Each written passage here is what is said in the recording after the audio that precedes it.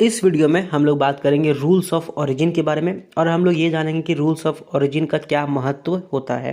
देखो, rules of origin क्या होता है ना कि कोई भी प्रोडक्ट जो बन रहा है जिस भी देश में, उस देश का वो पता रहना चाहिए कि हाँ, इस देश में वो प्रोडक्ट बन रहा है। एग्जाम्पल के तौर पे मान लेते हैं कि भारत और अमेरिका में एक फ्री ट्रेड एग्रीमेंट हुआ, जिसके तहत भारत का कोई भी सामान अगर अमेरिका को बेचा जाएगा या एक्सपोर्ट किया जाएगा तो उस पर कोई भी टैक्स नहीं लगेगा। ठीक है। तो अब जब भारत में कोई भी सामान बनेगा तो उसमें लिखा जाएगा मेड इन इंडिया और वो अमेरिका चला जाएगा।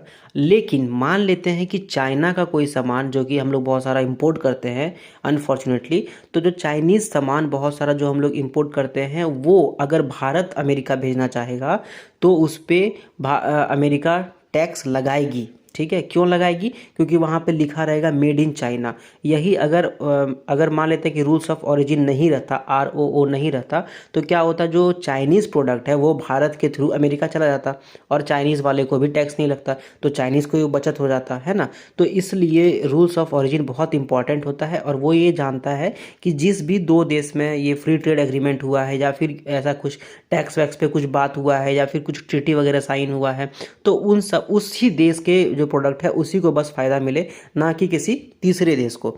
अब ये जो है रूल्स ऑफ ओरिजिन, इसको देखता कौन है? तो इसको देखता है कारोटर।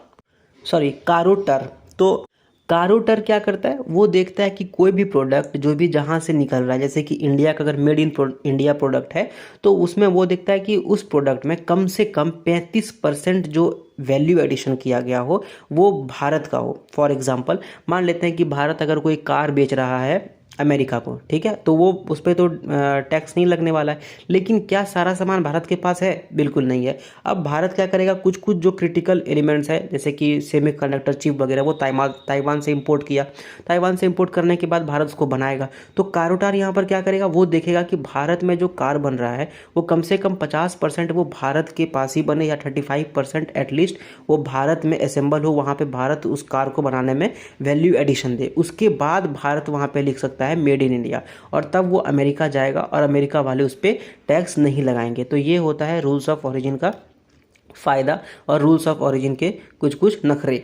एंड क्या आपको लगता है कि रूल्स ऑफ ओरिजिन अच्छा चीज़ है या ख़राब चीज़ है? आप कमेंट सेक्शन में मुझे बता सकते हो।